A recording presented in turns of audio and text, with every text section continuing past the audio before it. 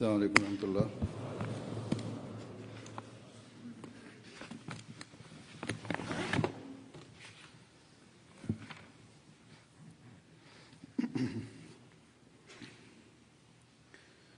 أشهد أن لا إله إلا الله وحده لا شريك له وأشهد أن محمدا عبده ورسوله أما بعد فأعوذ بالله من الشيطان الرجيم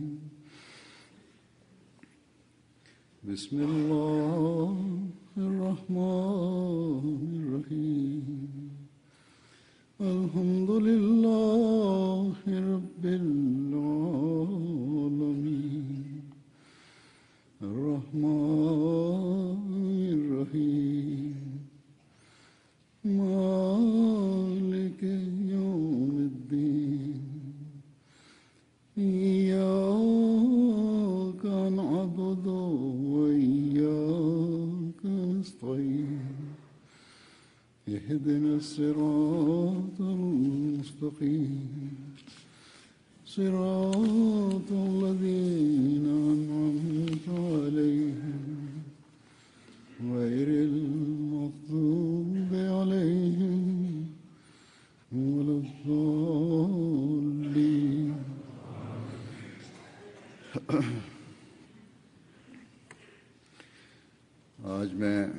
இன்று நான் ஜமாத்தின் இரு சேவகர்கள் பற்றி குறிப்பிடுவேன். அவர்கள் கடந்த சில நாட்களுக்கு முன் வஃபாத்தாகி இருக்கிறார்கள். அவர்களுள் ஒருவர் பஷீர் அகமது ரஃபீக் சாஹப், இன்னொருவர் ஃபஸ்லே உமர் மருத்துவமனையின் மகப்பேறு துறையின் டாக்டர் நுஸ்ரத் ஜஹான் சாஹிப். எந்த மனிதர் இவ்வுலகிற்கு வந்தாலும் அவர் இந்த உலகை விட்டு பிரிந்து செல்ல வேண்டியுள்ளது. ஆனால் மார்க்கத்திற்கு தொண்டு செய்யும் வாய்ப்பை அல்லாஹ்வினால் வழங்கப்பட்டவரும் மனித குலத்திற்கு தொண்டு செய்யும் வாய்ப்பு கிடைக்கப் பெற்றவரும் நற்பேறு பெற்றவர்களாவர். பஷீர் ரஃபீக் கான் சாஹப் அவர்கள் பழைய ஊழியரும் ஜமாத்தின் முபல்லிகும் ஆவார். பல்வேறு நிர்வாகப் பணிகளில் நியமிக்கப்பட்டவர். மிகவும் களங்கமற்ற முறையில் பணியை செய்து வந்தார். இவர் 11 அக்டோபர் 2016 அன்று சுமார் 85 வயதில் லண்டனில் மரணமடைந்தார்கள். இன்னா லில்லாஹி வ இன்னா இலைஹி ராஜிஊன். இவர் பஞ்சாப் யூனிவர்சிட்டியில் BA படித்தார். ஜாமித்துல் முபஷிரீனிலும் 1958 ஒருவேளை ஷாஹித் பட்டம் பெற்றிருக்கலாம். இந்த குடும்பம் பழைய அஹ்மதி குடும்பமாகும். இவரது தாயார் ஃபாத்திமா பீவி. இவர் ஹதரத் மசீமோத் அலை இஸ்லாமுடைய சஹாபியான ஹதரத் மௌலவி முஹம்மது இல்யாஸ் கான் சாப் உடைய மூத்த மகள் ஆவார்கள். இவரது தந்தையார் பெயர் தானிஷ்மந்த் கான் சாப். இவர் 1890 வாக்கில் பிறந்தவர். கனவு மற்றும் ஆன்மீக காட்சிகளை பெறும் மனிதராக இருந்தார்கள். பஷீர் ரஃபீக் கான் சாப் பிறப்பு அஹ்மதியாக இருந்தார். இவரது தந்தை 1921 அஹ்மதியத்தை ஏற்றிருந்தார். இதனால் இவரது ஊர்க்காரர்கள் இவரை ஊரை விட்டு விலக்கி வைத்திருந்தார்கள். இவரது தந்தையாரை குறித்து 4வது ஹலிஃபத்துல் மஸீஹ் ரஹ்மத்துல்லாஹ் அவர்கள் ரஃபீக் கான் சாபுக்கு எழுதியிருந்தார்கள். உங்களது கடிதம் எப்பொழுதும் உங்களது சான்றோராகிய உமது தந்தையாரை நினைவுபடுத்தி அவர்களுக்காக துஆ செய்ய வைக்கிறது என்று அதில் குறிப்பிட்டார்கள். சொல்லுக்கும் செயலுக்கும் முரண்பாடு இல்லாமலும் களங்கமற்ற தூய்மையின் தலையூற்றாகவும் விளங்கினார்கள். இதுவே ஓர் அஹ்மதியின் சிறப்பு தன்மையின் அடையாளமாகும். கூறுகிறார்கள், அவருடன் எனக்கு ஆழிய தொடர்பு இருந்தது. அது பல்வேறு நிலைகளில் துஆவின் வாயிலாகவும் வெளிப்படவும் செய்கிறது. அல்லாஹ் தஆலா அவர்களுக்கும் கருணை காட்டுவானாக. அவரது சந்ததிகளையும் அவரது உண்மையான வாரிசு ஆக்குவானாக. இவரது திருமணம் 1956 சனீமா நாயி சாயிபா என்ற அப்துல் ரஹ்மான் கான் சாஹிபுடைய மகளுடன் நடந்தது. இவர்களும் ஹதரத் மசீமோத் அலை இஸ்லாமுடைய சஹாபியான கான் அமீருல்லா சாஹிபுடைய மகனாக இருந்தார்கள். இவரது சந்ததிகளுள் 3 மகன்களும் 3 மகள்களும் இருக்கிறார்கள். 1945 கான் சாப் தாலீமுல் இஸ்லாம் ஹைஸ்கூல் காதியானில் சேர்ந்தார். அப்போது அவரது வயது 14 இருந்தது. அந்நாட்களில் ஹதரத் முஸ்லிம் மவ்ஊத் ரலியல்லாஹு அன்ஹு அவர்கள் இளைஞர்கள் தமது வாழ்வை அர்ப்பணிக்க வேண்டும் என்பது குறித்து பேசினார்கள். இந்த வகையில் அந்த ஜும்மா முடிந்ததுமே பல இளைஞர்கள் தமது பெயரை வழங்கினார்கள். அத்தகைய பேறு பெற்ற இளைஞர்களுள் இவரும் அடங்கியிருந்தார். அதற்கு பிறகு அக்காலத்தில் இப்போது போன்ற ஏற்பாடு இருந்ததில்லை. உங்கள் வக்ஃபு அர்ப்பணிப்பு ஏற்றுக்கொள்ளப்படுகிறது என்று ஹதரத் முஸ்லிம் மவ்ஊத் ரலியல்லாஹுவால் எழுதப்பட்ட கடிதம் இவர்களுக்கு கிடைத்தது. 1947 வரை இந்தியா பாகிஸ்தான் பிரிவினை நடக்கும் வரை இவரது படிப்பு காதியானில் தொடர்ந்தது. மெட்ரிக் முடித்த பிறகு அல்லது அதற்கு சில காலம் முன்பு தனது வட்டாரத்திற்கு பிரிந்து சென்று விட்டார்கள். காலேஜில் அனுமதி பெற்றவுடன் திடீரென்று ஹதரத் முஸ்லிம் மவ்ஊத் ரலியல்லாஹு அன்ஹு அவர்களின் பிரைவேட் செக்ரட்டரியின் கடிதம் கிடைத்தது. அதில் முஸ்லிம் மவ்ஊத் ரலியல்லாஹு அன்ஹு கூறியிருந்தார்கள், காதியானின் ஒரு பட்டான் மாணவர் தமது வாழ்வை அர்ப்பணித்திருந்தார். ஆனால் இப்போது அவரது பெயர் என்னவென்று தெரியவில்லை. நாடு பிரிவினையின் காரணத்தினால் ரெக்கார்டுகளும் தொலைந்துவிட்டன அல்லது அதனை தெரிந்து கொள்ள ரப்பாவில் ரெக்கார்டுகள் இல்லை. 1945 படித்த அந்த மாணவர் யார், வக்ஃபு செய்தவர் என்று தெரிந்து கொள்வதற்கு ரெக்கார்டுகள் இல்லை. தற்செயலாக அவர்களது வீட்டிற்கு அந்த கடிதம் வந்தது.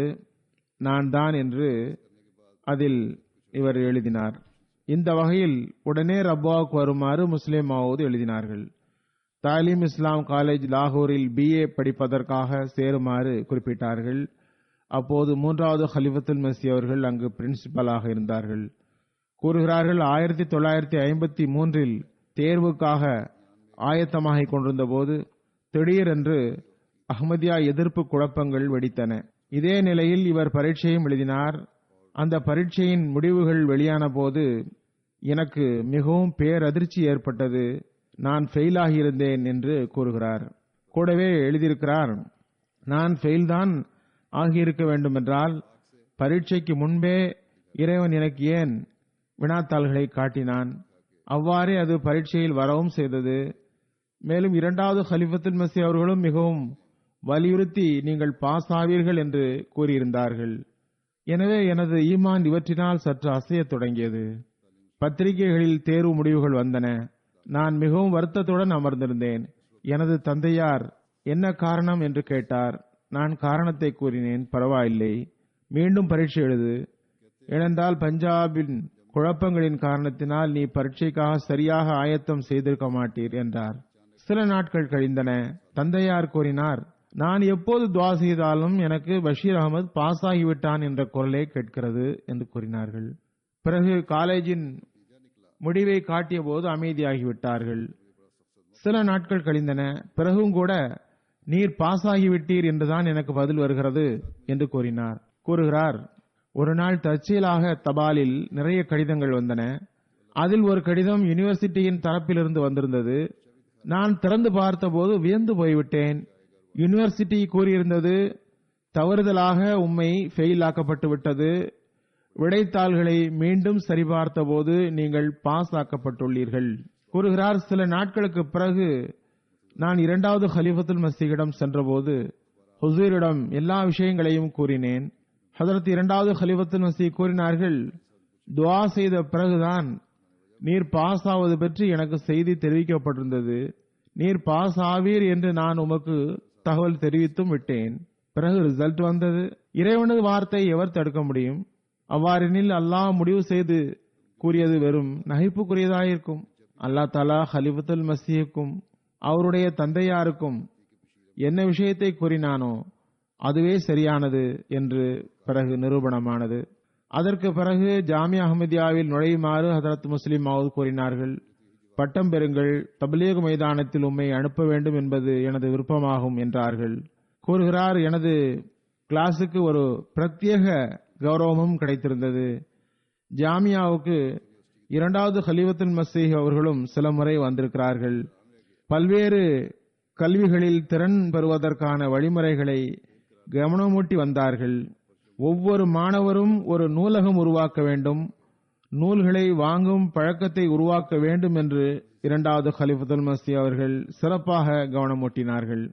இதனை ஒவ்வொரு மாணவரும் நினைவில் கொள்ள வேண்டும். உலகில் உள்ள எல்லா ஜாமியா மாணவர்களும் வாழ்க்கையை அர்ப்பணித்தவர்களும் தமக்கென ஒரு நூலகம் உருவாக்க வேண்டும்.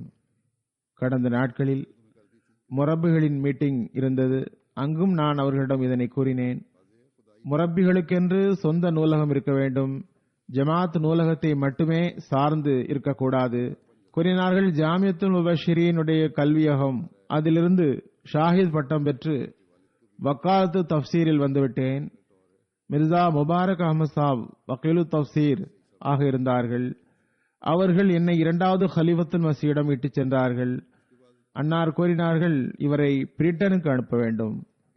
பிறகு கூறுகிறார்கள், பிரிட்டனுக்கு செல்வதற்காக வக்கீலு தப்சீர் அவர்கள் என்னை இரண்டாவது கலிஃபத்துல் மஸீஹிடம் அழைத்து சென்றார்கள். அவர்களிடமிருந்து விரிவான வழிகாட்டல்களை எழுதி வாங்கிக் கொண்டார்கள். இரண்டாவது கலிஃபத்துல் மஸீஹ் துஆ செய்து விடை கொடுத்தார்கள், கட்டி தழுவினார்கள். 1959 பிரிட்டன் சென்றடைந்தார். லண்டனில் மஸ்ஜித் ஃபசிலுடைய நாயிப் இமாமாக தமது சேவையை தொடங்கினார். கூறுகிறார், 1959 பிரிட்டனுக்கு செல்ல முற்படும் பொழுது மௌலானா ஜலாலுத்தீன் ஷாஹ் ஷம்ஸ் அவர்களிடம் சென்று சில அறிவுரைகளை வழங்குமாறு விண்ணப்பித்தார்கள். மௌலானா ஜலாலுத்தீன் ஷாஹ் ஷம்ஸ் அவர்கள் மிக நீண்ட காலம் மஸ்ஜித் ஃபசல் லண்டனில் இமாமாக இருந்தார்கள். அன்னார் கூறினார்கள், நான் உமக்கு ஒரு அறிவுரை ஒன்று தருகிறேன். நான் அதிலிருந்து என் வாழ்நாள் முழுவதும் பெரும் பயனடைந்தேன் என்று இவர் கூறுகிறார். ஷம்ஸ் சாப் கூறினார்கள், நான் சிரியா நாட்டில் முபல்லிகாக இருந்தேன். என் மூலமாக வசதியான குடும்பத்தை சார்ந்த ஒரு நபர் முனிருல் ஹஸ்னி சாஹிப் பையத் செய்தார். இவரும் பழைய களங்கமற்ற அகமதியாக இருந்தார். அதன் பிறகு சிரியாவில் ஜமாத் பரவியது. கூறுகிறார், நாளுக்கு நாள் அவரது உணர்வும் எழுச்சியும் வளர்ந்தது. முனீருல் ஹுஸ்னி சாஹிப் தினமும் அசருக்கு பிறகு மிஷன் ஹவுஸுக்கு வருவார். தினமும் அப்போது சிரியாவில் மிஷன் ஹவுஸ் இருந்தது. அப்போது கட்டுப்பாடுகள் இருந்ததில்லை. ஷம்ஸ் சாஹிப் கூறுகிறார், அவர் எனக்காக மிகவும் ஆர்வத்துடன் உணவு தயாரிப்பார். என்னை மிகவும் வற்புறுத்துவார். நாங்கள் இருவரும் உணவு உண்போம். ஒரு நாள் நாங்கள் உணவு உண்பதற்காக அமர்ந்தபோது நான் முனீருல் ஹுசைனி சாஹிபிடம், இன்று குழம்பில் உப்பு அதிகமாகிவிட்டது என்று கூறினேன். இனி எச்சரிக்கையாக இருங்கள் என்றேன். முனீருல் ஹசனி சாஹிப் சிறிது நேரம் அமைதியாக இருந்தார்கள். பிறகு கூறினார்கள், மௌலானா சாப், உங்களுக்கு தெரியும், எனது வீட்டில் பணி செய்வதற்கு பல ஊழியர்கள் இருக்கிறார்கள். இவர் பெரும் செல்வந்தர். எந்த அளவுக்கென்றால், நான் வீட்டிற்கு சென்றால் எனது காலணியின் கயிறுகளை கூட ஓர் ஊழியர் வந்து அவிழ்த்து விடுவார். எனது வீட்டில் நான் ஒரு கோப்பை தேநீர் கூட நானாக தயாரித்ததில்லை. நான் இங்கு வந்து உங்களுக்காக உணவு தயாரிக்கிறேன் என்றால் அல்லாஹ்வுடைய திருப்தியை பெறுவதற்காகவே செய்கிறேன். பிறகு நான் எங்கே, குழம்பு தயார் செய்வது எங்கே? எனவே எனது குழம்பு தயாரிப்பில் மசாலா குறைவாகவோ அதிகமாகவோ ஆகிவிட்டால், தவறு நேர்ந்துவிட்டால் மன்னித்துக் கொள்ளுங்கள். சமையல் செய்வது என் பணி அல்ல. இந்த சம்பவத்தை கூறிவிட்டு மௌலவி ஷம்ஸ் சாஹிப் கூறினார்கள், இந்த சம்பவத்திலிருந்து நான் கற்ற பாடமாவது, முபல்லிக்மார்களுக்கு அன்பர்கள் மகிழ்ச்சியுடன் சேவை செய்யும் பொழுது நமக்காக செய்யவில்லை, அல்லாஹ்வின் திருப்திக்காகவும் அஹ்மதியா இயக்கத்தின் மீதுள்ள அன்பினாலும் செய்கிறார்கள். எனவே அதனை எப்பொழுதும் நாம் நினைவில் கொள்ள வேண்டும். உங்களுக்கு எவ்வளவு சேவை செய்தாலும் அது நம்மீது காட்டப்பட்ட கருணையாகும். அதில் தவறு நிகழ்ந்தால் அதனை குறைகூற நமக்கு உரிமை இல்லை என்பதே அப்பாடமாகும். எவ்வாறு இருப்பினும் மிக மிக பற்றுடன் நிறைந்த மக்களை அல்லாஹ் தஆலா ஹஜ்ரத் மஸீஹ் மவ்ஊத் அலைஹிஸ்ஸலாமுடைய ஜமாத்திற்கு வழங்கியுள்ளான். அவர்கள் ஆரம்பத்தில் இருந்து இதுவரை வந்து கொண்டுதான் இருக்கிறார்கள். கூறுகிறார், 1964 கண்ணியத்திற்குரிய சௌத்ரி ரஹ்மத் கான் சாப் லண்டன் பள்ளியின் இமாமாக இருந்தார்கள். நோயினால் திரும்பி சென்றார்கள். இவர்கள் மஸ்ஜித் ஃபசலின் இமாமாக நியமிக்கப்பட்டார்கள். 1960 பஷீர் ரஃபீக் சாப் முஸ்லிம் ஹெரால்ட் என்ற ஆங்கில பத்திரிகையை தொடங்கினார்கள். முதலில் அது 10 பக்கங்களை கொண்டதாக இருந்தது. அவரே எடிட்டராகவும் இருந்தார். பிற வேலைகளையும் தாமே செய்து வந்தார். 1962 ஹதரத் மிர்சா பஷீர் அஹமது சாஹிபுடைய தூண்டுதலுக்கு ஏற்ப அக்பார் அஹமதியா என்ற பெயரில் 15 நாள் பத்திரிகை ஒன்று தொடங்கினார்கள். அன்னார் கூறுகிறார்கள், இந்த பத்திரிகையை தொடங்கியவனும் நான் தான். நீண்ட காலமாக எடிட்டராக இருக்கும் வாய்ப்பும் பெற்றேன்.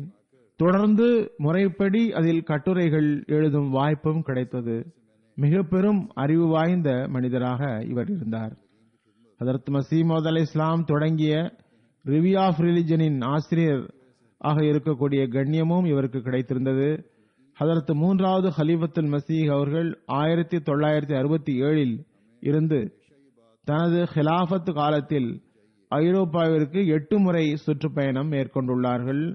அவற்றுள் 7 சுற்றுப்பயணங்களில் மௌலானா பஷீர் ரஃபீக் சாப் 3வது ஹலீஃபத்துல் மஸீஹின் பயணக்குழுவில் இடம்பெற்றிருந்தார். 2 முறை சுற்றுப்பயணத்தில் பிரஸ் செக்ரட்டரியாகவும் பணி செய்யும் வாய்ப்பு பெற்றார். 1970 பாகிஸ்தான் திரும்பி வந்தபோது 3வது ஹலீஃபத்துல் மஸீஹின் பிரைவேட் செக்ரட்டரியாகவும் நியமிக்கப்பட்டார். 1971 மீண்டும் லண்டன் வந்தார். இமாமாக தமது பணியை மீண்டும் தொடர்ந்தார். 1976 3வது ஹலீஃபத்துல் மஸீஹுடன் அவர்களது பிரைவேட் செக்ரட்டரியாக அமெரிக்கா, கனடா சுற்றுப்பயணங்களில் கலந்து கொள்ளும் வாய்ப்பை பெற்றார்.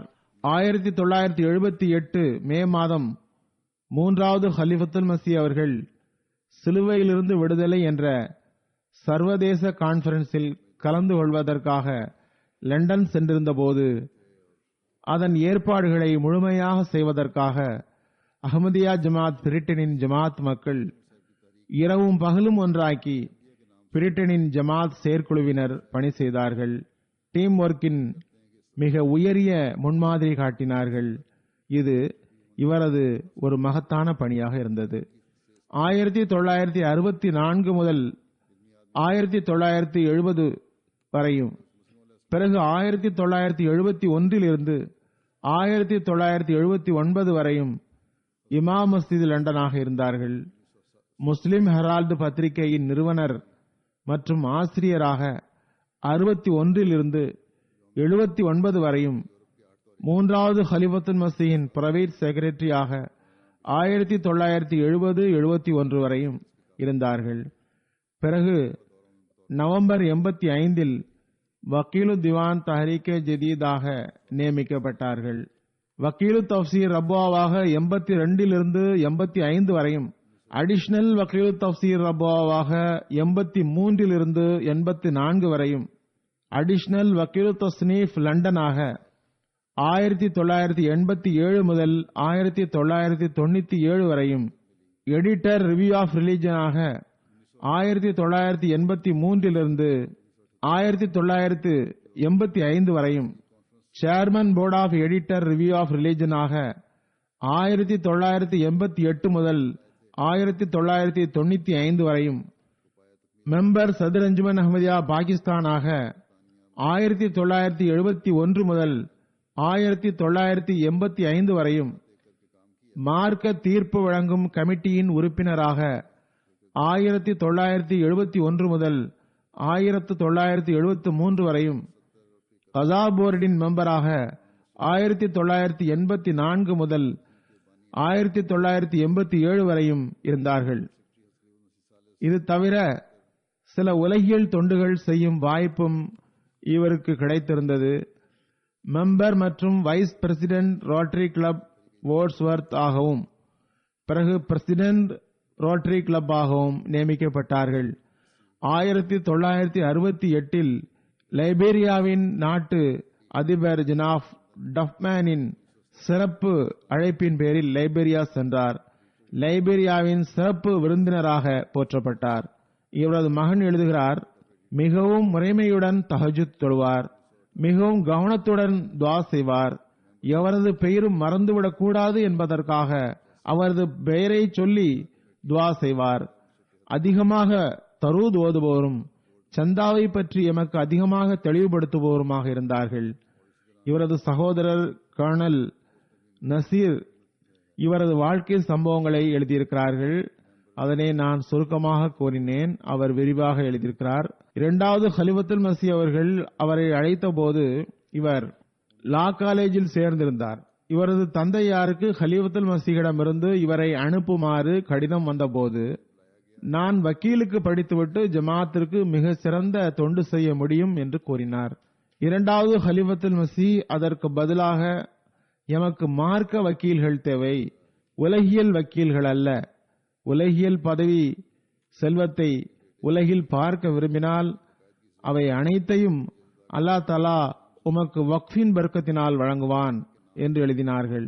கூறுகிறார் தந்தையார், அக்கடிதத்தை எனது சகோதரரிடம் தந்தபோது எந்த கேள்வியும் கேட்காமல் அந்த கடிதத்தை படித்ததும் தமது சாமான்களை எடுத்துக்கொண்டு ரப்பாவிற்கு போய்விட்டார். பிறகு அல்லாஹ் எவ்வாறு அந்த வார்த்தையை கூட நிறைவேற்றினான் பாருங்கள். வக்கீலாகியிருந்தால் உலகியல் வக்கீலாக இருப்பார். பிறகு அவருக்கு உலகியல் கண்ணியமும் கிடைத்தது, மார்க்க சேவைக்கான வாய்ப்பும் கிடைத்தது.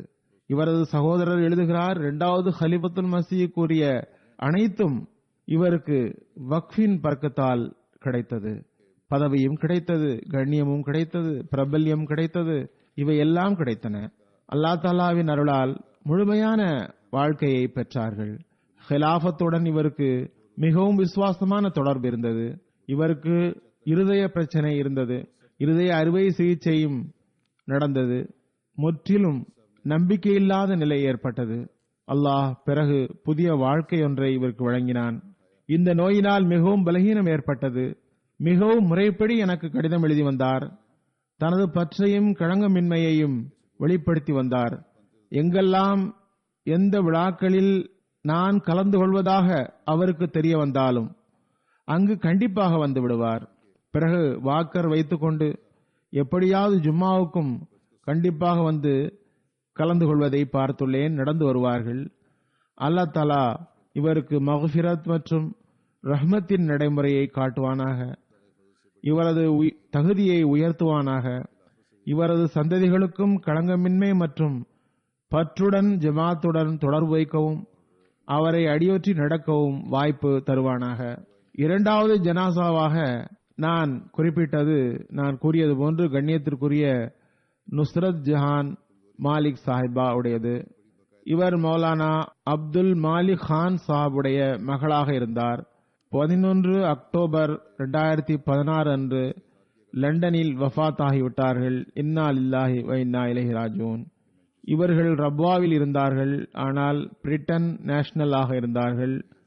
ஒவ்வொரு வருடமும் வருவார்.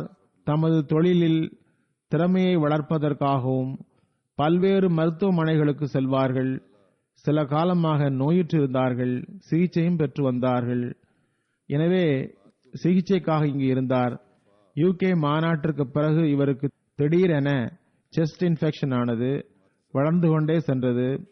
நுரையீரல் வேலை செய்வதை நிறுத்திவிட்டது. ஆனால் அல்லாஹ் அருள் புரிந்தான். கணிசமான குணம் கிடைத்தது. டாக்டர்கள் மிகவும் நம்பிக்கையுடன் இருந்தனர். மீண்டும் இன்ஃபெக்ஷன் ஏற்பட்டால் தப்பிப்பது கஷ்டம் என்ற ஆபத்தும் கூடவே இருந்தது. அல்லாஹ்வின் நீதியாக இருந்தது. ஒரு நாள் திடீரென்று தாக்குதல் ஏற்பட்டது. நோயுற்ற சில மணி நேரத்துக்குள் வஃபாத் நிகழ்ந்தது. இவர் 15 அக்டோபர் 1951 கராச்சியில் பிறந்தார். டாக்டர் நுஸ்ரத் ஜஹான் சாஹிபாவுடைய தந்தையார் அப்துல் மாலிக் சாப் பழைய ஜமாத்து தொண்டராக இருந்தவர். கான் ஃபுகார் அலி கான் சாபுடைய மகனாக இருந்தார். இவரது சொந்த ஊர் நாசியாபாத், பஜ்னூர் மாவட்டம். இது யூபியில் உள்ளது. இவர், அதாவது டாக்டர் நுஸ்ரத் ஜஹான் சாஹிபாவுடைய தந்தை வழி பாட்டனார் ஹஜரத் மஸீஹ் மவ்ஊத் அலைஹிஸ்ஸலாமிடம் 1900 கடிதம் மூலம் பைஅத் செய்தார். பிறகு 1903 ஹஜரத் அக்தஸ் மஸீஹ் மவ்ஊத் அலைஹிஸ்ஸலாமுடைய சமூகத்தில் வருகை தந்தார். சந்திக்கும் பேறு பெற்றார். ஹஜரத் மௌலானா கான் ஜுல்ஃபிகார் அலி கான் சாப் கோஹர் ஹஜரத் மஸீஹ் மவ்ஊத் அலைஹிஸ்ஸலாமுடைய விருப்பத்திற்கு ஏற்ப தனது மகனை சிறு வயதிலேயே மார்க்கத்திற்காக வக்ஃப் செய்தார். 1911 இவர் பிறந்தார். ஆனால் பிறப்பதற்கு முன்பே வக்ஃப் செய்யப்பட்டார்.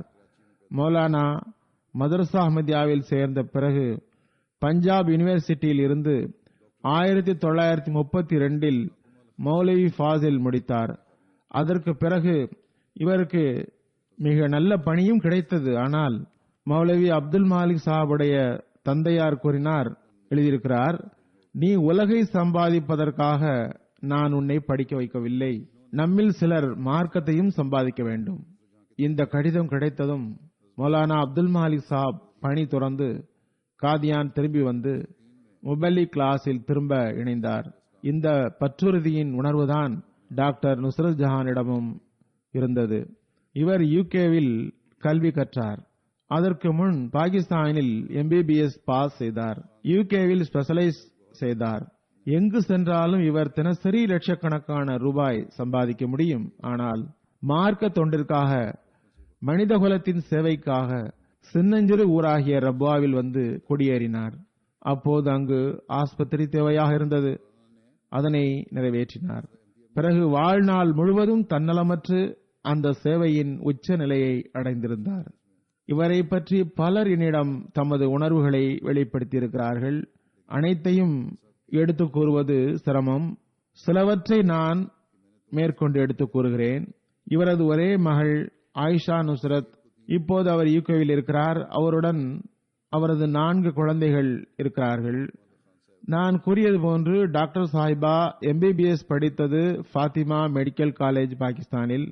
பிறகு இங்கிலாந்தில் RCOG என்ற மகப்பேறுவில் ஸ்பெஷல் கோர்ஸ் செய்தார். ராயல் காலேஜ் ஆஃப் ஜினாகாலஜி என்ற காலேஜில் 1985 ஃபஸ்லே உமர் மருத்துவமனையில் தமது பணியை தொடர்ந்தார். 20 ஏப்ரல் 1985 இருந்து இப்போது வரை பணி செய்து வந்தார். நான் கூறியது போன்று நோயுற்றும் இருந்தார். கல்லீரலில் நோய் இருந்தது. இங்கு சிகிச்சை பெறுவதற்காக 5 ஏப்ரல் அன்று இங்கு வந்திருந்தார். லண்டனில் சிகிச்சை நடைபெற்றது. அல்லாஹின் அருளால் சிகிச்சை வெற்றிகரமாகவும் நடந்தது. பிறகு இவருக்கு செஸ்ட் இன்ஃபெக்ஷன் ஆனது. மாநாட்டிற்கு பிறகு அது திரும்ப ஓரளவுக்கு சரியாகிவிட்டதாக தோன்றியது. பிறகு திடீரென்று தாக்குதல் ஏற்பட்டது. இவரது மருமகன் மக்பூல் முபஷீர் சாப் கூறுகிறார், இறைவன் மீது அளவற்ற தவக்குள் இருந்தது இவர்களுக்கு. வணக்க வழிபாடுகளில் ஆர்வம், திருக்குரான் ஓதுவதில் ஆர்வம், ஹிலாஃபத்துடன் ஆழிய பற்று இருந்தது. முழுமையாக மனப்பூர்வமாக ஹிலாஃபத்திற்கு கட்டுப்பட்டார். படைப்பினங்களுக்கு சேவை, அவர்களுக்கு நிவாரணம், நிம்மதி வழங்குதல் இவரிடம் முன்னுரிமை பெற்றிருந்தன. இவர் கூறிய விஷயங்களை எனது சொந்த அனுபவம் மூலமாகவும் சாட்சி கூறுகிறேன். கூறப்பட்டவை எதுவும் மிகையாக கூறப்பட்டவை அல்ல. உண்மையிலேயே அவரிடம் இப்பண்புகள் இருந்தன. ஒவ்வொரு சிகிச்சைக்கும் முன்பும் துவா செய்வார். தினமும் சதக்கா கொடுப்பார். ரப்வாவில் இருந்த பெரியவர்களிடம் தினமும் துவாவுக்காக கூறுவார். வழியில்லாத நோயாளிகளுக்கு சொந்த செலவில் சிகிச்சை செய்விப்பார். ஜமாத் பணத்தை பற்றி மிகவும் கவனம் இருந்தது. ஜமாத்திற்கு குறைந்த அளவு செலவே ஏற்பட வேண்டும் என்ற கவனம் இருந்தது.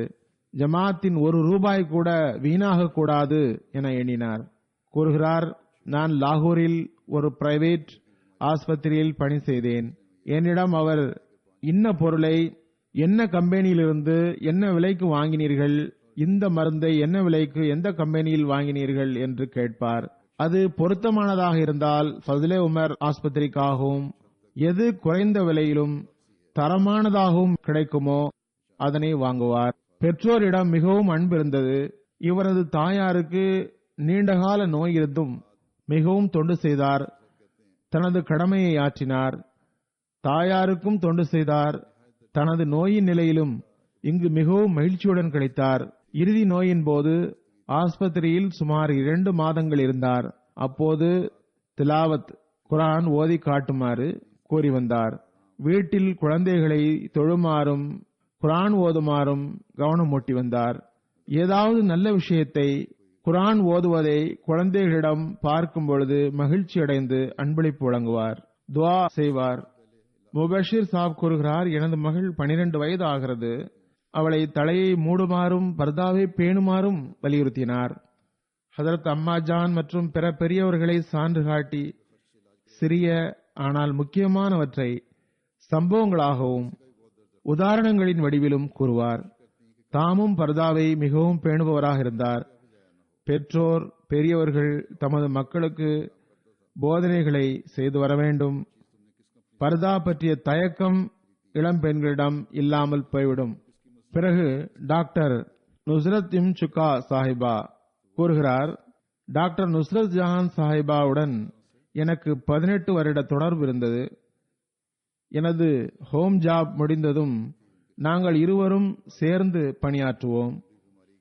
எனது முழு ப்ரொஃபஷனல் ட்ரைனிங்கும் டாக்டர் சாஹிபா தான் தந்தார்கள். அவர் தகுதி வாய்ந்த ஆசிரியராக இருந்தார்கள். வாழ்வின் ஒவ்வொரு துறையிலும் எங்களுக்கு அவரிடமிருந்து வழிகாட்டல் கிடைத்து வந்தது. உறுதியானவரும் முழுமையானவருமாக இருந்தார்.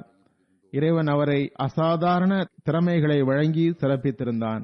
அவர் ஒரு கட்டுப்பாடு உள்ள அனுதாபமிக்க மகளாகவும் கருணை கொண்ட தாயாகவும் இருந்தார்கள். ஒரு ஒழுக்கமுள்ள ஆசிரியராக இருந்தார்கள். பரிவு காட்டும் சகோதரியாகவும் இருந்தார்கள். தோழியாகவும் இருந்தார்கள். கூறுகிறார், இவரது வாழ்வு முழுவதும் தியாகத்தால் நிரம்பியுள்ளது. ஜமாத் பணிகளுக்காக தமது சொந்த வேலைகளை மிகவும் பின்னால் விட்டுவிட்டார். அவரது முக்கியத்துவங்கள் சாதாரண மனிதர்களை விட்டும் மிகவும் வேறுபட்டதாக இருந்தது. கூறுகிறார், எனக்கு 2 குழந்தைகள் இருக்கிறார்கள். ஒன்று எனது மகள், மற்றொன்று எனது துறை. எப்போதும் தனது துறையின் முன்னேற்றத்திற்காக முயற்சி செய்து வந்தார். நோயாளிகளுக்காக எப்போதும் செயலார்வத்துடன் இருந்தார். குறிப்பாக ஜமாத் ஊழியர்கள், ஏழை ஊழியர்களுக்காக மிகவும் கவனம் செலுத்துவார். மீண்டும் மீண்டும் போன் செய்து அவர்களது நோயை பற்றி விசாரிப்பார். எவரது மனைவியாவது நோயுற்றார் என்றால் அவரது நோய் குறித்து விசாரிப்பார். தன் கீழ் பணியாற்றுபவர்களுடன் அன்புடன் நடந்து கொள்வார். எவரிடமாவது அதிகம் வேலை வாங்க நேரிட்டால், ஏதாவது ஒரு நோயாளியின் காரணத்தினால் அதிக வேலை பளு ஏற்பட்டால் வீட்டிலிருந்து அவர்களுக்காக உணவை அனுப்பி வைப்பார். ஒரு சிரமமான வேலையில் அவர்களுக்காக உதவி செய்ய முயற்சி செய்வார். ஹிலாஃபத்துடன் இவருக்கு ஆழிய தொடர்பு இருந்தது. இதனை ஒவ்வொருவரும் எழுதியிருக்கிறார்கள். இதுவே உண்மையும் ஆகும். பெரும் அசாதாரண தொடர்பு இருந்தது. கூறுகிறார், கடந்த வருடத்திலிருந்து என்னை ஒவ்வொரு விஷயத்திலும் இணைத்துக் கொண்டார். ஒவ்வொரு முக்கிய விஷயத்திலும் என்னை உடன் வைத்துக் கொண்டார். எல்லா வகையிலான மகப்பேறு அறுவை சிகிச்சையும் எனக்கு கற்றுத்தந்தார். அதுவும் எனக்கு காலம் மிக குறைவாகவே உள்ளது என்று அவர் உணர்த்துவதை வெளிப்படுத்தியது. கூறுகிறார், நான் நினைத்தும் பார்த்ததில்லை இதற்கு என்ன பொருள் என்று. ஏனெனில் அவர் மிகவும் ஆக்டிவாக இருந்தார். அவரது மரணத்திற்கு பிறகுதான் அவருக்கு பிடித்தமானதாக இருந்தது தெரிய வந்தது. கூறுகிறார், அவர் விட்டுவிட்டு போய்விட்டார். ரப்பாவாசிகள் மீது மிக பெரும் உபகாரம் செய்துள்ளார். ஒவ்வொரு கண்ணும் இன்று கண்ணீர் வடிக்கிறது. ஒவ்வொரு உள்ளமும் வேதனைப்படுகிறது. நிறைய கடிதங்கள் எனக்கு வந்துள்ளன. எழுதியிருக்கிறார்கள். இது பெரும் உண்மையுமாகும். டாக்டர் அமத்துல் ஹை சாஹிபா, இவர் கானாவில் நமது மருத்துவமனையின் டாக்டர். இவர் எழுதியிருக்கிறார், நானும் எனது ஆரம்ப ட்ரைனிங்கை டாக்டர் நுஸ்ரத் ஜஹானிடமிருந்து பெற்றேன். நான் கானா சென்ற போது தொடர்ந்து வாட்ஸ்அப், இமெயில் மூலமாக தொடர்பு கொண்டிருந்தார். மகப்பேறுவில் ஏதாவது பிரச்சனை என்றால் எனக்கு மிகவும் மகிழ்ச்சியுடன் பதில் சொல்வார், வழிகாட்டல் வழங்குவார். ஒவ்வொரு சிக்கலான நிலையிலும் காலத்தின் ஹலீஃபாவிடம் துஆவுக்காக எழுதுங்கள் என்று கூறுவார். பிறகு கூறுகிறார், நான் டாக்டர் சாஹிபாவுடன் பணி செய்த போது சிறு சிறு விஷயங்களிலும் கவனம் செலுத்துவார். கூறுகிறார், அதிகம் லைட் எரிவதை பார்த்தால் அணைப்பார். ஜமாத் பைசா காரணமில்லாமல் ஏன் வீணாக போக வேண்டும் என்பார். பிறகு திருமணமானவருக்கு திருமணத்தை நிலைத்திருக்க செய்வதற்கு கவனம் ஊட்டுவார். இரத்த பந்தம் முறியாது, ஆனால் கணவன் மனைவி பந்தம் அன்பு நேசம் இல்லாமல் நிலைத்திருக்க முடியாது என்று கூறுவார்.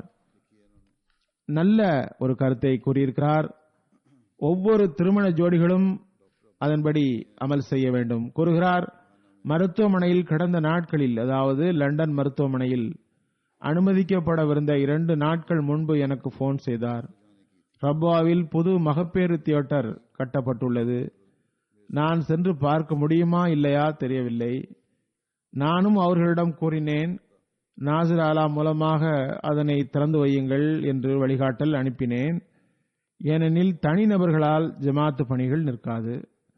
டாக்டர் நூரி சாப் என்ற ரப்வாவின் தாஹிர் ஹார்ட் ஆஸ்பத்திரியினுடைய இன்சார்ஜ் கூறுகிறார், கடந்த 9 வருடங்களை விட அதிக காலம் நுஸ்ரத் சாஹிபா டாக்டர் அவர்களுடன் பல்வேறு ஃபஸ்லே உமர் ஆஸ்பத்திரியின் சுபைதா பாணி விங் மற்றும் தாஹிர் ஹார்ட் இன்ஸ்டிடியூஷனில் பணி செய்யும் வாய்ப்பு கிடைத்தது.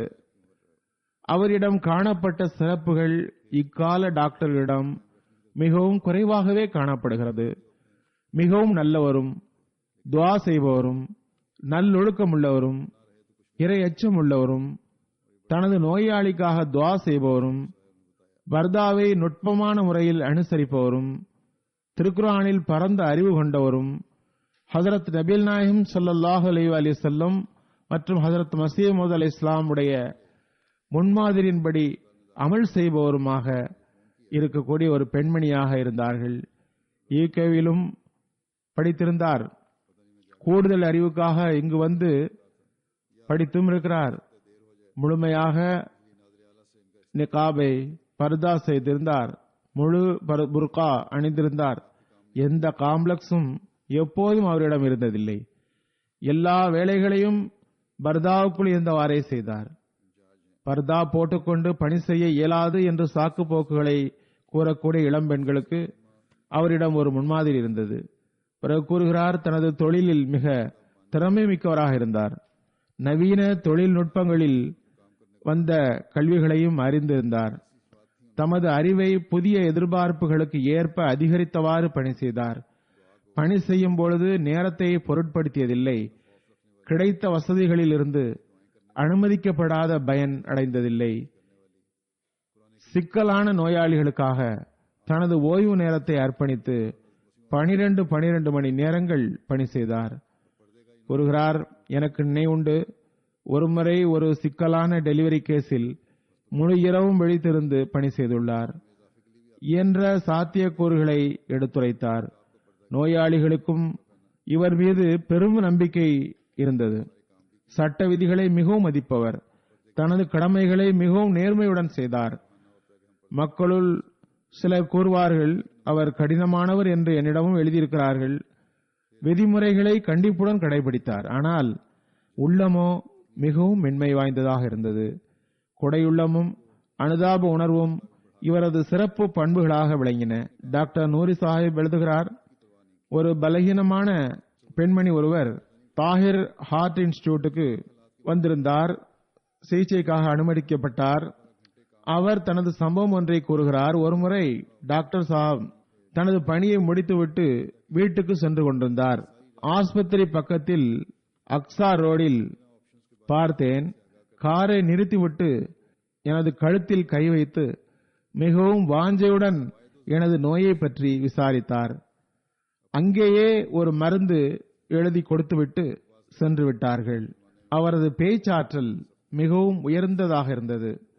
அவரது தந்தையார் மௌலானா அப்துல் மாலிக் சாப் அவர்களும் பெரும் சொற்பொழிவாளராக இருந்தார்கள். ஃபௌசியா அஸ்மி சாஹிபா சதர் லஜ்னா லாகூர் அவர்கள் நூரி சாஹிபிடம் கூறினார், லாகூரில் லஜ்னாக்களிடம் சொற்பொழிவாற்றுவதற்காக அழைக்கப்பட்டால் அவரது விளக்கம் மற்றும் சொற்பொழிவின் தாக்கம் எல்லாரின் மீதும் ஏற்படும். அவரது பேச்சின் மைய கருத்து அஹ்மதியத், ஹிலாஃபத், இறையருள் பற்றி குறிப்பிடுவதாகவே இருக்கும். அவரது பேச்சில் அவரது தந்தையார் மௌலானா அப்துல் மாலிக் சாஹிபின் பொலிவு தென்பட்டது. ஹிலாஃபத்துடன் பற்று மற்றும் தூய தொடர்பு இருந்தது. மீட்டிங் மற்றும் செமினார்களில் எந்த அளவுக்கென்றால் வார்டுகளில் ரவுண்ட் வரும்போது கூட காலத்தின் ஹலீஃபாவின் மேற்கோள்களை குறிப்பிடுவார். ஹிலாஃபத்துடன் பற்று என்பது வெறும் நாவளவில் நிற்பதில்லை, அவரது அமலிலும் வெளிப்பட்டது. சரியான பொருளில் ஒரு ரோல் மாடல் பெண்மணியாக விளங்கினார்கள். டாக்டர் முகமது அஹமது அஷ்ரப் சாப் எழுதுகிறார், இறைவன் அவருக்கு பெரும் தொலைநோக்கும் தூர சிந்தனையும் வழங்கியிருந்தான். சில வேளைகளில் நோயாளிகளின் சிகிச்சைக்காக ஒரு ப்ரொசீஜரை நிர்ணயித்துவிட்டால் பிறகு அதுவே சரியானதாக வெளிப்படும். மிகவும் சிறந்த நிர்வாகியாகவும் இருந்தார்கள். துறையின் பணிகளில் முழுமையான பிடிப்புடன் இருந்தார்கள். சட்ட விதிகளுக்கு கட்டுப்படுவார். தனது கருத்துக்களை வெளிப்படையாக கூறுவார். பரிசோதனைகள் செய்வதிலும் அதிலிருந்து அடுத்த கட்ட சிகிச்சைக்காக வழிகாட்டலை எடுப்பதிலும் சிறந்து விளங்கினார். நிர்வாக விவகாரங்களில் ஒரு உறுதித்தன்மை அவரிடத்தில் இருந்தாலும் சுற்றி பணிபுரிபவர்களுடன் அன்பு நேசம் காட்டுபவராகவும் இருந்தார். அவர்களது மகிழ்ச்சியான தருணங்களில் பங்கெடுப்பவராக இருந்தார். அனுதாபம் மற்றும் கருணையின் வட்டம், உறவினர்களுடன் பணியாற்றுபவருடன் உள்ள தொடர்பு மருத்துவமனையின் வரம்புக்குள் மட்டும் நிற்கவில்லை. கீழ் பணியாற்றுபவர்களின் குடும்பத்தினர் நோயுற்றிருந்தாலும் நோயாளிகளும் அவர்களது உறவினர்களும் அவரிடமிருந்து பயன் பெற்றதையே கண்டோம். தேவையுடையவர்களுக்கு மிகவும் திறந்த மனத்துடன் அவர்களது கண்ணியத்தை கவனத்தில் கொண்டவாறு அமைதியாக உதவி செய்வார். டாக்டர் சாப் கூறுகிறார், முக்கியமான ரெக்கார்டுகளை பாதுகாப்போராக இருந்தார். கூறுகிறார், எளியவனின் அறிவுக்கு பட்டபடி அவரது தலைமையில் மகப்பேறு துறையின் ரெக்கார்டு இப்பொழுது மிக சிறந்த நிலையில் இருக்கிறது. ஃபுசைல் அயாஸ் சாப் அவர் ஒரு முரப்பி கூறுகிறார், மிகவும் அனுதாபமும் அனுசரணையும் உள்ளவராக இருந்தார். 1999 இந்த எளியவன் ரப்வா ஜாமியா அஹ்மதியாவின் தொண்டு செய்யும் வாய்ப்பு பெற்றபோது தமது குடும்பத்தின் மனைவி மற்றும் மகளுடன் ரப்வாவுக்கு வந்தபோது எமக்கு டாக்டர் சாப் சிகிச்சையை தொடங்கினார். குழந்தை பேருக்கான சிகிச்சை அல்லது வேறு ஒரு பிரச்சனையாக அது இருந்தது. எவ்வாறு இருப்பினும் மிகவும் அனுதாபத்துடன் சிகிச்சை செய்தார். வாழ்வை அர்ப்பணித்த ஒரு முரப்பியின் மனைவி என்ற முறையில் எனது குழந்தையும் மனைவியும் அவரது சிறப்பான அன்புக்கு காரணமாக இருந்தார்கள். கூறுகிறார், எமக்கு 4 குழந்தைகள், 3 மகள், 1 மகன். ஃபஸ்லே உமர் ஆஸ்பத்திரியிலேயே அவர்கள் பிறந்தார்கள். கூறுகிறார், எப்போதுமே குழந்தைகள் மற்றும் அவற்றின் தாயாரின் ஆரோக்கியம் குறித்து எங்களை விட அதிகமாக கவலை கொண்டவராக பார்த்தோம். எங்கள் வீட்டில் 4 பெண்களான போது அநேகமாக 4 மகள்களும் ஒரு பையனுமாக இருந்திருக்க வேண்டும். கூறுகிறார், ஒருமுறை எனது 3வது மகள் 4 வயது. அவர் டாக்டர் சாஹிபாவின் வீட்டுக்கு போய் அக்குழந்தை அவரிடம் கூறியது, எங்களுக்கு ஒரு சகோதரனை தாருங்கள். அக்குழந்தையிடம் மிகவும் அன்பு காட்டியவாறு, அல்லாஹ்விடம் துஆ செய்யுங்கள், அல்லாஹ் உனக்கு ஒரு சகோதரனை தரட்டும் என்றார். மீண்டும் குழந்தை உண்டான போது டாக்டர் சாஹிபா தானும் துஆ செய்தார்கள். 4வது ஹலிஃபத்துல் மசீஹிற்கும் துஆவுக்காக எழுதினார்கள். சந்திக்கின்ற ஒவ்வொருவரிடமும் இவரது மனைவிக்காக துஆ செய்யுமாறு கூறினார்கள். கூறுகிறார், இறுதியில் இறைவன் அருள் புரிந்தான். மகன் பிறந்தான். வீட்டிற்கு வந்து தானே எனது மகளை கூட்டி போய் அல்லாஹ் உனக்கு ஒரு தம்பியை தந்துவிட்டான் என்று கூறினார். பிறகு தானே வந்து தனது வண்டியில் எனது மனைவியை எனது வீட்டில் விட்டுவிட்டு சென்றார். அஹ்மதி அல்லாத நோயாளிகளும் நிறைய பேர் இவரிடம் வருவார்கள். ஒரு முறை அவரே கூறியுள்ளார், சினியோட்டியின் ஒரு அஹ்மதி அல்லாத மௌலவி வந்தார். அவரது மனைவிக்கு குழந்தை உருவாகவில்லை. இவரது சிகிச்சையினால் அல்லாஹ் அருள் புரிந்தான். குழந்தை உண்டானது. கூறுகிறார்கள், 9 மாதங்கள் இந்த மௌலவி சாஹிபின் கட்டுப்பாடு என் வசம் இருந்தது என்கிறார். இவருக்கு நன்றாக தப்லீக் செய்தார். எந்த பயமும் கொள்ளவில்லை. தாஹிர் நசீம் சாப் என்ற நமது அரபிக் டெஸ்குடைய பணியாற்றக்கூடியவர். இவர் கூறுகிறார், டாக்டர் சாபுக்கு மருந்தை விட அதிகமாக துஆவின் மீது நம்பிக்கை இருந்தது. கூறுகிறார், நான் லண்டன் வந்து விட்டேன். எனது மனைவி அங்கிருந்தார். மனைவிக்கு ஒரு ஆபரேஷன் செய்ய வேண்டியிருந்தது. ஆபத்து ஒன்று உருவாகியது. டாக்டர் என்னிடம் கூறினார். அப்போது நான் இறைவனிடம் அழுது துஆ செய்தேன். என் இறைவா, வாழ்வு அர்ப்பணித்த ஒருவரின் மனைவி அவள். இவளின் கணவர் உனது மார்க்கத்தின் தொன்றிற்காக சென்றிருக்கிறார். இந்த வகையில் அல்லாஹ் தஆலா சிறிது நேரத்திற்கு பிறகு எந்த அளவுக்கு அருள் செய்தான் என்றால், ப்ளீடிங் ஆகிக் கொண்டிருந்தது, முழுமையாக நின்றது. ஆபரேஷனுக்கும் தேவையில்லாமல் போனது. அவர்களது விருந்தோம்பல் பற்றி நதீம் சாஹப் கூறுகிறார், ஹிவாருல் முபாஷிர் புரோகிராமுக்காக அரபு மக்கள் வந்து அமர்கிறார்கள். லண்டனின் 53 கெஸ்ட் ஹவுஸும் அங்குதான் இவரும் தங்கியிருந்தார். அரபிகளும் அங்குதான் தங்கியிருந்தார்கள். கூறுகிறார்கள், ஒரு நாள் இவர் தமது மகளுடன் சமையல் அறையில் பராட்டா சமைத்துக் கொண்டிருந்தார். கூறினார், அரபு மக்கள் வருகிறீர்கள், அல் ஹவாரில் நிகழ்ச்சியில் பங்கெடுக்கிறீர்கள், நீங்கள் மார்க்க பணியில் பங்கெடுக்கிறீர்கள், உங்களுக்கு எனது கையால் பராட்டா செய்து சாப்பிட வைக்க வேண்டும் என்று விரும்பினேன். அதன் மூலம் நானும் இந்த ஜிஹாதில் இணைய வேண்டும் என்று விரும்பினேன் என்றார். டாக்டர் முபஷிர் அயாஸ் சாஹப் ஜாமியா ரப்வாவினுடைய பிரின்சிபல். அவர் இவரது நடவடிக்கைகள் மற்றும் பர்தா பற்றி எழுதுகிறார்கள். நமது டாக்டர் சாஹபா பர்தாவின் மிகச்சிறந்த அசல் வடிவமுடையவராக இருந்தார்கள். இவர் ராணுவ வீரர் போன்று அங்குமிங்கும் விரைந்தோடி நடப்பவராக தென்பட்டார். பர்தாவை ஒரு தடையாக கருதக்கூடிய பெண்களுக்கு இவர் மிகச்சிறந்த ரோல் மாடலாக இருந்தார். நாள் முழுவதும் வேலை செய்து வந்தார். பிறகும் கூட மிகவும் ஆக்டிவாக இருந்தார். ஒருபோதும் சோர்வு வெளிப்பட்டதில்லை. டாக்டர் சுல்தான் முபஷிர் சாஹப் கூறுகிறார், சதர் அஞ்சுமன் அஹ்மதியா குவார்டரில் தங்கியிருந்தோம். இவரும் தங்கியிருந்தார். அப்போது ரப்பாவின் சூழ்நிலை ஒருவருக்கொருவர் சகஜமான நடைமுறை இருந்தது. போக வர வேண்டியிருந்தது. மௌலானா தோஸ்த் முகமது சாஹிபுடைய மகனுக்கும் மௌலானா அப்துல் மாலிக் சாஹிபுடைய அவர்களுக்கும் இடையில் நட்பு இருந்தது. மௌலானா அப்துல் மாலிக் சாஹிப் அங்கு அவர்களுக்கு எந்த மகனும் இல்லை. எனவே தோஸ்த் முகமது சாஹிப் ஷாஹித் அவர்கள் அவரது மகனிடம் கூறினார்கள், மௌலானா அப்துல் மாலிக் சாஹிபுக்கு ஏதாவது தேவை இருந்தால், ஏதாவது கடையில் வாங்கி தர வேண்டும் என்றால் வேலை செய்து வர வேண்டும் என்று கூறியிருந்தார்கள். எனவே அவர் இங்கு சென்று வந்ததனால் ஒரு சகஜ நிலை இருந்தது. கூறுகிறார், அதனால் டாக்டர் சாஹிபாவிடம் தேவைகளை கேட்டு வருவார். பிறகு அவரது சக பணியாளராகவும் இருந்தார். ஒவ்வொரு பணியையும் செய்து முடிக்கும் பொழுதும் அதற்கு நன்றி கூறுபவராக இருந்தார். எண்ணற்ற நன்றி கூறியவாறு பிள்ளைகளுக்கு அன்பளிப்பும், அவருக்கு அன்பளிப்பும், மனைவிக்கு அன்பளிப்பும் தருபவராக இருந்தார். இவரது மகப்பேறு துறையின் புதிய தேவைகளை நிறைவேற்றுவதற்காக ஒவ்வொரு வருடமும் இங்கிலாந்து சென்று புதிய ப்ரொசீஜர் கற்றுக்கொண்டு வருவார். சொந்த செலவில் செல்வார், ஜமாத் செலவில் அல்ல.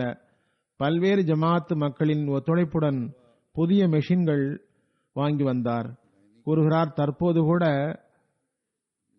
சுபைதா பானி விங்கில் ஆபரேஷன் தியேட்டர் உருவாக்குவதில் தீவிரமாக பங்கெடுத்தார். அதனை பயன்படுத்த அவருக்கு வாய்ப்பு கிடைக்கவில்லை. எவ்வாறு இருப்பினும் தற்போது இருக்கிற டாக்டர்களுக்கு அதனை சரியாக பயன்படுத்த அல்லாஹ் வாய்ப்பு தருவானாக. கூறுகிறார்கள், துறையின் தற்போதைய நிலை ஓர் அறையில் இருந்துதான் ஆரம்பமாகியது. ஃபஸ்லே உமர் ஆஸ்பத்திரியின் மகப்பேறு துறை ஒரே ஓர் அறையில் இருந்து ஆரம்பமானது. இப்போது முழுமையான ஒரு விங்கில் ஒரு மாற்றம் ஏற்பட்டுவிட்டது. இதில் டாக்டர் நுஸ்ரத் ஜஹானுடைய தினசரி உழைப்பு மற்றும் திறமை, முழுமையான உணர்வுக்கு பெரும் பங்குண்டு. அவரது ஒரு ஸ்டாஃப் நர்ஸ் ஜமிலா சாஹிபா கூறுகிறார், டாக்டர் வஃபாத் ஆனதில் இவருக்கு மிகவும் துயரம். சிறு குழந்தையை போன்று எங்களிடம் அன்பு காட்டினார்கள். ஏழை நோயாளிகள் வந்தால் நுழைவுச் சீட்டுக்கான பைசாவை கூட திரும்ப தந்து விடுவார். தன் தரப்பிலிருந்து மருந்தும் தருவார். இன்னொரு ஸ்டாஃப் நர்ஸ் கூறுகிறார், முசர்ரத் சாஹிபா, நுஸ்ரத் சாஹிபா மிகச்சிறந்த பரிவுள்ள ஆசிரியரும் உயரிய தகுதி வாய்ந்த டாக்டருமாக இருந்தார்கள். சுமார் 31 வருடம் அவருடன் கழித்திருக்கிறேன்.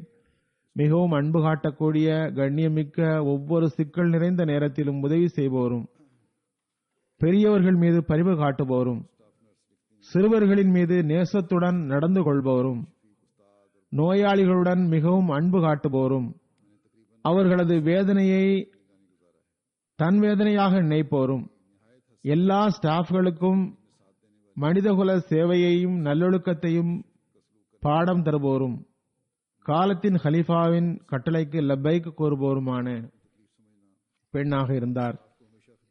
எழுதுகிறார், பிறகு இன்னொரு நோயாளிக்கு சிகிச்சை செய்து கொண்டிருந்தார். அவர் வாழ்வை அர்ப்பணித்தோரின் மனைவி என்ற முறையில் அவருக்கு மிகவும் கவனம் செலுத்தினார். அவருக்கு அல்ட்ராசோனிக் செய்ய வேண்டியிருந்தது. தனது உதவியாளர்களிடம் அல்ட்ரா சவுண்ட் செய்யுமாறு கோரினார். அப்போது நல்ல ரஷ்ஷாக இருந்தது. நாற்காலியில் ஒரு ஏழை பெண் அமர்ந்திருந்தார்.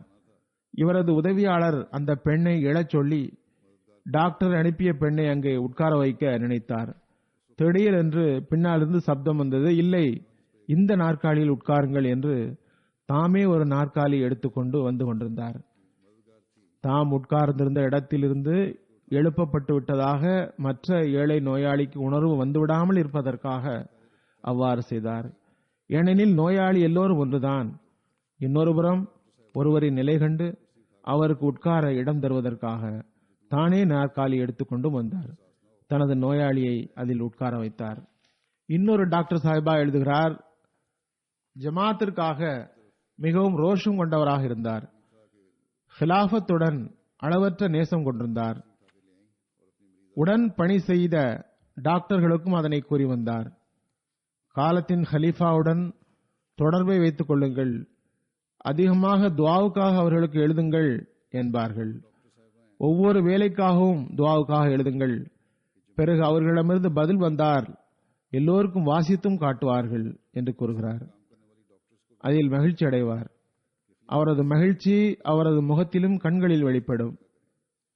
எங்கள் எல்லோரின் வாழ்க்கையிலும் ஈமான் அதிகரிக்க காரணமாக இருந்தார். இவர் தனது வாழ்வை அர்ப்பணித்து தமது உலகியல் ஆசைகளையும் பொருளையும் தியாகம் செய்தது மட்டுமின்றி எல்லா டாக்டர்களுக்கும் தனது வாழ்வை முன்மாதிரியாக்கி வக்ஃப் மற்றும் ஜமாத்திற்காக மோட்டிவேட் செய்துள்ளார். இவருடன் வேலை செய்வது மூலம் தினமும் ஈமான் வலுப்பெறுகிறது, உள்ளத்தில் வக்ஃபின் ரூஹ் நிறைகிறது. ஹிலாஃபத்துடன் அவருக்குள்ள தொடர்பு குறித்து ஆபித் கான் சாப் நமது பத்திரிகை தொடர்பு செக்ரட்டரி எழுதியுள்ளார். டாக்டர் சாஹிபா இவரிடம் கூறியுள்ளார், நான் காலத்தின் ஹலீஃபாவின் வாயினால் ஒரு விஷயத்தை மேலெழுந்த வாரியாக கேட்டிருந்தால் கூட, ஒரு கட்டளையாக இல்லை என்றாலும் கூட அதனை ஒரு கட்டளையாகவே கருதுகிறேன், அதனை அமல் செய்வதற்கு முயற்சி செய்கிறேன் என்றார். இதுவே அவரது பற்று மற்றும் கட்டுப்படுதலின் தகுதியாகும். அவரை பற்றி நிறைய எழுதுபவர்கள் எழுதியிருக்கிறார்கள். அனைத்தையும் கூறுவது சிரமமாகும். ஒருமுறை ஒரு பெண்மணி எழுதியுள்ளார், ஆஸ்பத்திரியின் பின்னால் உள்ள வீட்டில் இருந்து லஜ்னாவின் அலுவலகம் சென்று கொண்டிருந்தேன். ஜமாத்தின் வண்டியில் வெளியே வந்து கொண்டிருந்தார். ஏதோ ஒரு பணிக்காக சென்று கொண்டிருந்தார். என்னிடம் எங்கே செல்கிறீர்கள் என்று கேட்டார். நான் கூறினேன், லஜ்னா அலுவலகத்தில் இன்ன வேலைக்காக போகிறேன். அவர் டிரைவரிடம் கூறினார், முதலில் இவரை லஜ்னா அலுவலகத்தில் விட்டுவிடுங்கள், ஏனென்றால் ஜமாத் வண்டியை நான் ஜமாத் பணிக்காக மட்டுமே பயன்படுத்துகிறேன் என்றார். அவரது மகள் நுஸ்ரத் ஆயிஷா சாஹிபா கூறுகிறார், எனது தாயார் மிகவும் உதாரணமான தாயாக இருந்தார்கள், மிகவும் அன்பு செலுத்தக்கூடியவராக இருந்தார்கள். எனக்காகவும் எனது குழந்தைகளுக்காகவும் மிகவும் துவா செய்யக்கூடியவர். எந்த பிரச்சனை வந்தாலும் உடனே அம்மாவுக்கு போன் செய்துவிட்டு கவலையற்று இருந்து விடுவேன். அல்லாஹ்வின் அருளால் அந்த பணியும் எளிதாகிவிடும். என்னிடம் நீ நன்றி சஜ்தா செய் என்று கூறுவார்கள். அளவற்ற பணிகளுக்கு மத்தியிலும் என்னை பராமரிப்பதிலும் மிக முக்கிய பங்கு வகித்தார்கள். பரந்த துணிச்சல், விவேகம் கொண்டவர்கள். என்னை தந்தையாகவும் தாயாகவும் இருந்து பராமரித்தார்கள். எனது மகளுக்கு சரியாக தொன்றாட்ட முடியவில்லையே என்ற உணர்வு எப்போதாவது அவர்களுக்கு ஏற்பட்டால், எந்த மனிதனது நேரங்கள் படைப்பினங்களுக்கு சேவை செய்வதற்காக செலவழிக்கப்படுகிறதோ அந்த நேரத்தின் முக்கியத்துவம் மிக அதிகமானது. அல்லாஹ் தஆலா எனது மக்களின் பணிகளை தானே செய்வான் என்பார்கள். எப்போதும் என்னிடம் கூறுவார்கள், உமது தாய் வழி பாட்டனார் இரு விஷயங்களை தனது சந்ததிகளுக்கு போதித்தார்கள். ஒன்று அல்லாஹ்வின் மீது நம்பிக்கை, இன்னொன்று ஹிலாஃபத்துடன் தொடர்பு. அந்த போதனையையே நான் உங்களுக்கும் செய்கிறேன். எப்போதும் அல்லாஹ்வின் மீது தவக்குல் வையுங்கள். ஹிலாஃபத்துடன் நீங்களும் உங்கள் சந்ததிகளும் இணைந்திருங்கள். ஹிலாஃபத்துடன் இவருக்கு அளவு கடந்த அன்பு இருந்ததாக எழுதியிருக்கிறார். நோயுற்று வெண்டிலேட்டர் பொருத்தப்பட்ட நிலையிலும் தொழுதார். எனது மொபைல் போனில் திருக்குரான் ஓதினார். பிறகு பேப்பரும் பேனாவும் கேட்டார். காலத்தின் ஹலீஃபாவுக்கு மீண்டும் மீண்டும் துவா அனுப்பிக் கொண்டே இருக்கவும் என்று எழுதினார். கூறுகிறார், நான் எனது அம்மாவை மிகவும் அளவில்லாத கலப்பில்லாத ஜமாத் உணர்வுடன் நிறைந்தவராகவே கண்டேன். ஃபதுலே உமர் ஆஸ்பத்திரியில் அம்மாவின் சேவைகள் ஒரு சிறு அறையில் இருந்து ஆரம்பமாகியது. ஒரு புறம் நாற்காலியும் மற்றொரு புறம் ஒரு மேஜையும் இருக்கும்.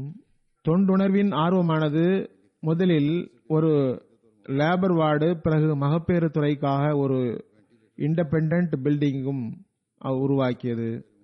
பிறகு மெடிக்கல் எக்யூப்மெண்ட் வாங்குவதற்கு தானே லாகூர் மற்றும் ஃபைசலாபாத் செல்வார். நானும் சில பயணங்களில் அவருடன் இருப்பேன். ஒவ்வொரு கடையிலும் கொட்டேஷன் வாங்குவார். ஜமாத் பணத்தை மிச்சப்படுத்த முயற்சி செய்வார். கூறுகிறார், ஒருமுறை 15 நாளுக்காக எனது மகள் ஆலியா ரப்பா வந்திருந்தார். அவரையும் தனது துறையின் பணியில் இணைத்துக் கொண்டார். டைப்பிங்கில் உதவி செய்ய கூறினார். அவரது டைப்பிங் நல்ல ஸ்பீடாக இருந்தது. ஜமாத்திற்கு தொண்டு செய்வது ஒரு நற்பேறு, இந்த நற்பேற்றில் பங்கு பெறு என்று கூறினார். தமது பணியில் அத்துணை உற்சாகம் இருந்தது. தமது நோயின் கடைசி நாட்களிலும் ஆஸ்பத்திரியின் பெயரை கேட்கும் பொழுது முகத்தில் புன்னகை வரும். மயக்கத்தின் நிலையில் கூட ஆபரேஷன் தியேட்டர் மற்றும் மெஷின்களை உருவாக்கும் கம்பெனியின் பெயரை கூறி வந்தார். அதனை கேட்டு ஆங்கிலேய நர்சுகளும் வியந்தனர். என்னிடம் இவர் என்ன கூறுகிறார் என்று கேட்டனர். அல்லாஹ்விடம் அளவற்ற தவக்குல் இருந்தது. நோயின் நிலையில் சில நாட்களுக்கு பேச முடியவில்லை. ஸ்பீக்கிங் வாழ்வு பொருத்திய போது முதல் வார்த்தை, எனது மகளே, அல்லாஹின் பக்கம் விட்டுவிடு என்றார்கள். நான் அழ ஆரம்பித்தால் கண்களால் அல்லாஹின் பக்கம் சைக்கினை செய்தார்கள். அல்லாஹ் தஆலா இவரது ஒரே மகளுக்கு பொறுமையையும் தைரியத்தையும் வழங்குவானாக. அவரது தாயார் செய்த போதனைகளையும் எதிர்பார்ப்புகளையும் முழுமையாக நிறைவேற்ற வாய்ப்பு தருவானாக. அல்லாஹ் அம்மகளை தனது பாதுகாப்பில் வைப்பானாக. அவரது சந்ததிகளையும் கூட மர்ஹூமாவின் தகுதியை உயர்த்துவானாக. அல்லாஹ் தஆலா ஃபதுலே உமர் மருத்துவமனையில் தொண்டு செய்யக்கூடியவர்களை பற்றுடன் ஜமாத்திற்கு தொண்டு செய்யக்கூடியவர்களாகவும் ஹிலாஃபத்திற்கு கட்டுப்படுபவர்களாகவும் ஆக்குவானாக. அதே போன்று மேலும் பல டாக்டர்களை ஜமாத்திற்கு வழங்குவானாக. இருக்கக்கூடியவர்களை அல்லாஹ் இப்பணியில் வளர்ச்சியை தரச் செய்வானாக. அவ்விருவருக்கும் ஜும்மா தொழுகைக்கு பிறகு ஜனாசா காயிப் தொழுவிப்பேன்.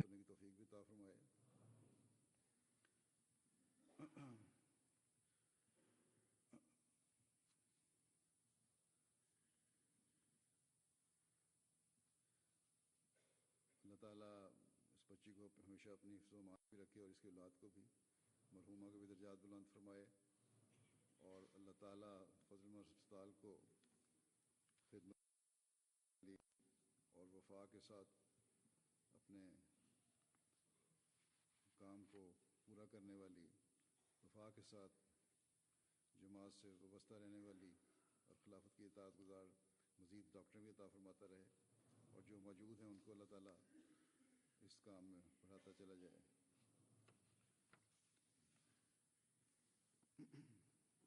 नमाज जुमा के बाद इन दोनों का मैं नमाज जनाजा गायब भी पढ़ाऊँगा।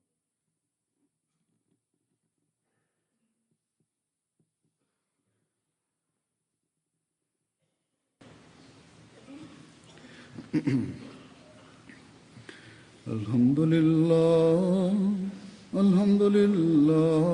नहमदुहु व नस्तईनुहु व नस्तगफिरुहु व नुमिनु बिही व नतवक्कलु अलैहि व नऊज़ु बिल्लाहि मिन शुरूरि अनफुसिना व मिन सय्यिआति अअमालिना मन यहदिहिल्लाहु फला मुदिल्ल लहु वमन युद्लिल्हु फला हादिय लहु वनशहदु अन ला इलाहा इल्लल्लाह वनशहदु अन्ना मुहम्मदन अब्दुहु व रसूलुहु عباد الله رحمكم الله إن الله يأمر بالعدل والإحسان وإيتاء ذي القربى